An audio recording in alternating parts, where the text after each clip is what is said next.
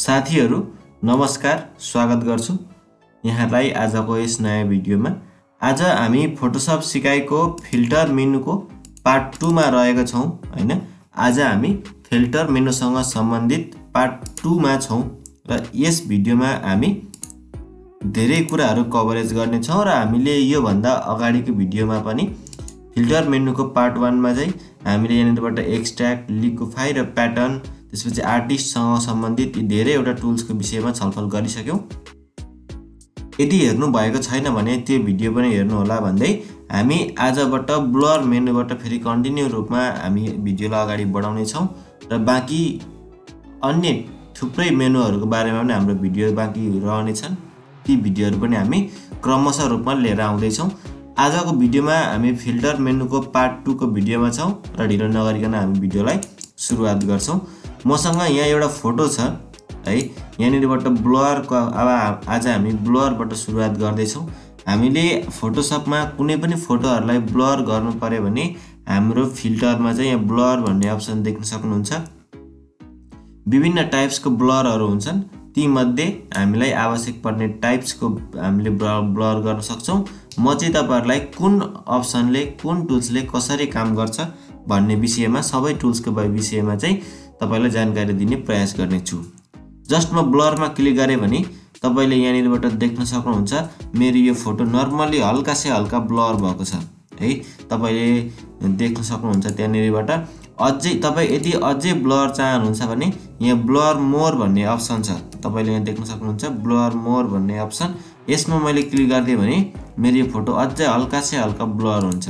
Just मैले त्यहीँनिरबाट click गर्दै गए भने त्यही तरिकाले त्यो ब्लर हुँदै जान्छ है। त्यसपछि हामीसँग अर्को ग्याजियन ब्लर छ। यसबाट हामीले खास फोटोशपमा ब्लर भनेको यसैबाट नै गरिने हो। ग्याजियन ब्लरबाट हामीले फोटोहरुलाई ब्लर भएको देख्न सक्छौं। तपाईले यहाँ देख्न सक्नुहुन्छ कतिमा ब्लर गर्ने भन्ने हुन्छ। यहाँनिरबाट मैले माइनस गर्दै गए भने यहाँ मेरो फोटो प्रिभ्यू देखिन्छ हैन। मेरो फोटो यस्तो थियो ब्लरको केसमा।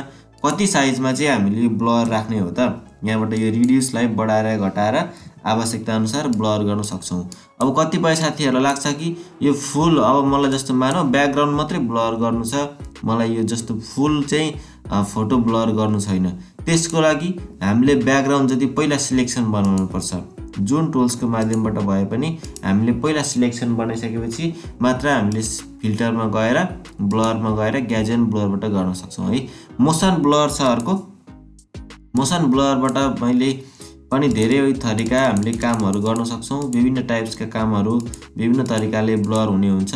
यसमा हल्का जिगज्याग तरिकाको ब्लर हुन्छ कि यसमा तपाईले देख्न सक्नुहुन्छ। यस्तो खालको यो जिगज्याग तरिकाको यस्तो फिल्टरहरु पनि पाउँछौं नि हामीले हैन। जिगज्याग तरिकाको ब्लर यो तरिकाले मोसन ब्लर जस्ट मैले ओके मा क्लिक गर्दै भने तपाईले देख्न सक्नुहुन्छ। यस्तो टाइपको ब्लर्स गर्नु पर्यो भने हामीले पनि मोसन टाइपको ब्लर गर्न सक्छौं। अर्को रेडियल टाइपको ब्लर छ। यो पनि विभिन्न टाइप्सको हो। जस्तो यसलाई अमाउन्ट हामीले यसमा बढायौं घटायौं भने त्यही अनुसार यसले काम गर्ने हुन्छ। कतिसम्म ब्लर गर्ने भन्ने हुन्छ। यहाँनिरबाट ब्लर मेथडहरु छन् हैन। स्पिन राख्ने कि जुम राख्ने, क्वालिटीहरु कस्तो दिने, जस्तो मैले बेस्टमा राखे ओके गर्दिए भने हाम्रो त्यही अनुसारको ब्लरले, ब्लर इफेक्टले काम गर्ने हुन्छ हैन। जुन तरिकाले हामीले सेटिंग्स बनाउँछौं, जुन तरिकामा हामीले त्यहाँ भएको आवश्यकता अनुसारको विभिन्न शीर्षकमा रहेको सेटिंग्स बनाउँछौं, त्यही सेटिंग्समा सम्बन्धित त्यही सेटिंग्समा आधारित भएर त्यस्तै गरी हामीसँग अर्को ब्लर टुल्स छ। हामीसँग स्मार्ट ब्लर टुल। सबै ब्लर टुल आफ्नो ठाउँमा आफ्नो परिस्थिति अनुसार आफ्नो तरिकाले आवश्यक परे अनुसार प्रयोग गर्न सक्नुहुन्छ। साइटमा मैले तपाईलाई प्रिभ्यू देखाउँदै यो काम गराउने छु हैन। जस्तै यहाँ तपाईले यहाँ साइटमा मेरो फोटो प्रिभ्यू देख्न सक्नुहुन्छ भने यसमा हामीले स्मार्ट ब्लरमा अब कति राख्ने भनेर हामीले यहाँबाट आवश्यकता अनुसार क्वालिटीहरु, त्यसपछि गएर मोडहरु आफ्नो तरिकाले आफ्नो हिसाबले राखेर जस्ट ओके मा क्लिक गर्दियौ भने हाम्रो त्यो फिल्टर एकैछिन समय पछाडी यहाँनिरबाट युज हुनेछ। तपाईले त्यसरी प्रयोग गर्नु होला भन्न चाहन्छु। देख्न सक्नुहुन्छ मेरोमा अहिले स्मार्ट ब्लर के भयो त, स्मार्ट ब्लर टुल्स युज भयो है त। मैले यसलाई ब्याक गरे त्यस्तै गरी अरू धेरै अप्सनहरू छन्। यो ब्लर टुलको विषयमा यही नै हो। ग्याजेन ब्लर अलिकति बढी इम्पोर्टेन्ट हुन्छ फोटो ब्लरको लागि।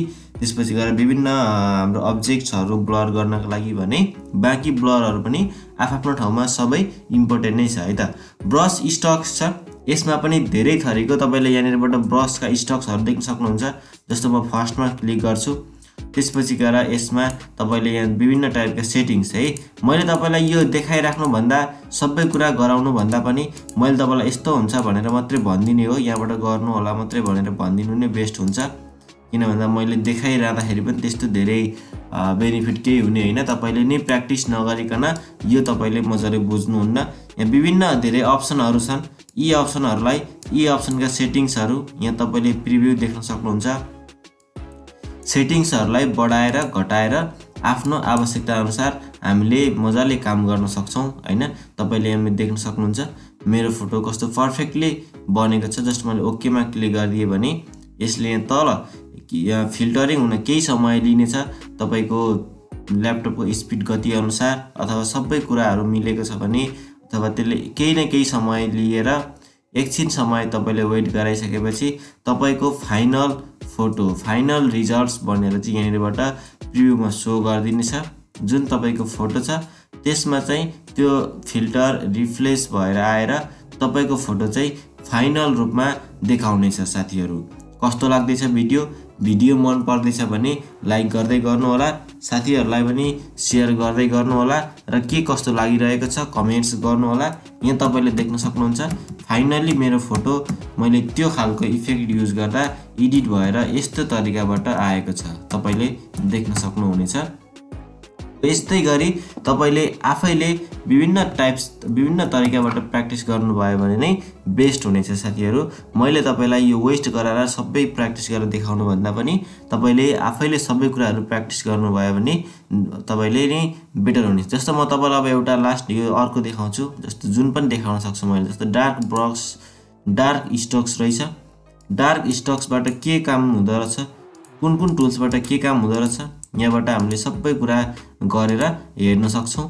मैले तपाईलाई गराए भने थोरै ल्यापटपले केही समय लिने भएको कारणले भिडियो लामो हुन जान्छ। त्यसकारणले गर्दा मैले तपाईलाई सबै कुराहरू यो भिडियोमा देखाइन।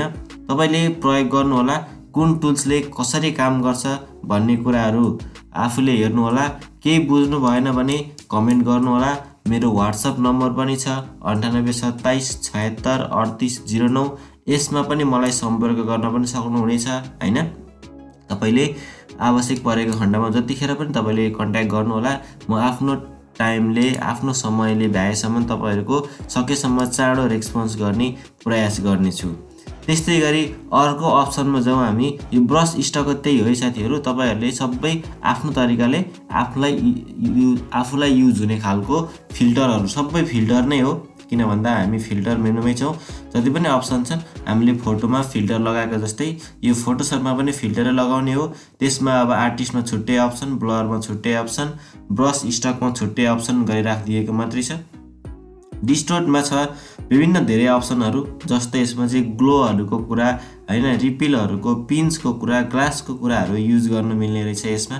जस्तो म फर्स्टमा ग्लोमा गए, त्यसपछि गएर यहाँ पनि त्यही सेम सेटिङ्स हो, देख्न सक्नुहुन्छ। सेम सेटिङ्स हो है। मैले तपाईहरुलाई केही भन्नु पर्दैन। अब तपाईले बुझिसक्नु भएको छ कि सबै भनेको यो सेटिङ्स हो। हामीले सेटिङ्सको प्रयोग गरेर जस्तो यहाँ प्रिभ्यू देखिन्छ। यहाँ तपाईले प्रिभ्यू साइडमा देख्न सक्नुहुन्छ। हामीले यहाँबाट यसको बढाउने घटाउने गरेर हैन, यहाँबाट आवश्यक परेको स्टाइल कति राख्ने, ग्लो अमाउन्टहरु कति राख्ने, क्ल्यारिटीहरु कति देखाउने, कसरी देखाउने भन्ने कुरा सबै तपाईले यहाँबाट बढाउने घटाउने आफ्नो तरिकाले यहाँबाट म्यानेज गरिसकेपछि जस्ट ओके मा क्लिक गरिदिनु भयो भने, मैले अहिले तपाईलाई एउटा गरेर देखाए, जस्ट ओके मा क्लिक गरिदिनु भयो भने यहाँ तल हाम्रो रनिङ हुन्छ। यसले केही समय लिन्छ र तपाईलाई रिजल्ट्स देखाउँछ है। मेरोमा यहाँ रनिङ हुँदैछ। यसले केही समय लिन्छ र फाइनल रिजल्ट्स हामीलाई देखाउँछ। हामी आज फोटोशप सिकाइको धेरैवटा भिडियो मध्येको एकवटा भिडियो जुन फिल्टर मेनुको पार्ट 2 को भिडियोमा छौं। यो भन्दा अगाडि हामीले एडिट, फाइल, एडिट, इमेजदेखि लगेर सबै कुराहरू कभरेज गरिसकेका छौँ। तपाईँले ती सम्पूर्ण भिडियो पनि चेकअप गर्नुहोला। फाइनल्ली मेरो जुन इफेक्ट मैले अघि युज गरेको थिएँ त्यही इफेक्ट प्रयोग गरेर यहाँ मलाई एउटा रिजल्ट्स दिएको छ, मेरो फोटो दिएको छ। वैसै गरी तपाईँले पनि आफ्नो तरिकाले प्रयोग गर्न सक्नुहुन्छ। मैले कन्ट्रोल अल्ट जेड गरेर यसलाई ओरिजिनल फोटोमा ब्याकअप भयो। स्टोरमा तपाईँले देख्न सक्नुहुन्छ धेरै थरीको छन्। जस्तो म रिपिलमा गएँ, रिपिलमा जाँदाखेरि पनि सेम सेटिङ्स छ। यसको एमाउन्टहरू हामीले कति राख्ने यहाँ म तपाईँलाई प्रिभ्यू देखाइन्छु। माइनस गरेर देख्न सक्नुहुन्छ यी यस्तो खालको ब्लज जस्तो टोनहरू हैन, साइजहरू कस्तो राख्ने भन्ने कुरा तपाईँले यहाँबाट चुज गर्न सक्नुहुन्छ। अरू धेरैवटा अप्सनहरू हुनुहुन्छ, त्यसमा हामीले प्रयोग आवश्यकता अनुसार गर्न सक्छौँ। जस्तै लास्ट अप्सन हेरौँ, जिगज्याग अप्सनले कसरी काम गर्छ भने यसलाई हामी ब्याक गरौँ। तपाईँले यसै गरी सेटिङ्स हो दायाँ बायाँ बढाएर कसरी काम गर्छ भनेर आफ्नो तरिकाले पनि गर्न सक्नुहुन्छ। यहाँबाट हामीले एमाउन्टहरू यहाँबाट आवश्यकता अनुसार बढाउने घटाउने, जस्तो जिगज्याग यति राखेर अब यहाँ तपाईँले देख्न सक्नुहुन्छ प्रिभ्यू।